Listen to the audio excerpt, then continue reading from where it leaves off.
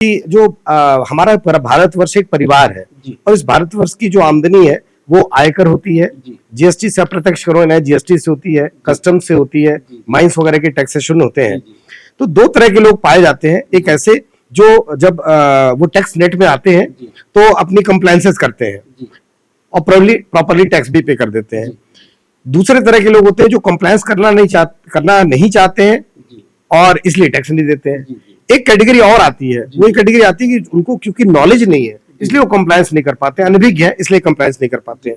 क्या ग्रहों का भी ऐसा कोई संयोग होता है? जैसे कभी एक प्रश्न आता है कि किसी के यहाँ आयकर विभाग या बड़े विभाग वालों ने एजेंसी, भारतीय एजेंसी ने सर्च कर दिया, रेट डाल दी, क्या ये ग्रह जनित भी होता है? बिल्कुल। देखिए, हमें टैक्स को जानने के लिए और टैक्स की स्थितियों को जानने के लिए और कौन ग्रह हैं जो टैक्स लेने और देने और हमें अंदर से कमजोर और वृद्धि करता है, उन ग्रहों का बड़ा मान्यता है। बिल्कुल गुरु जी। और जैसे हमारे एक तो लग्न हो गया, व्यक्ति का जैसा लग्न होगा उसका ब्रह्मांड जैसा होगा, सुनियोजित होगा, वो उस तरीके से कार्य को करते हैं।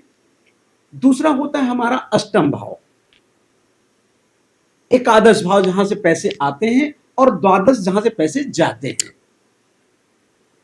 जिसमें अगर ये तो भाव हो गया, और जिसमें हम शनि का भाव होता है, गुरु का भाव होता है, मंगल का भाव होता है।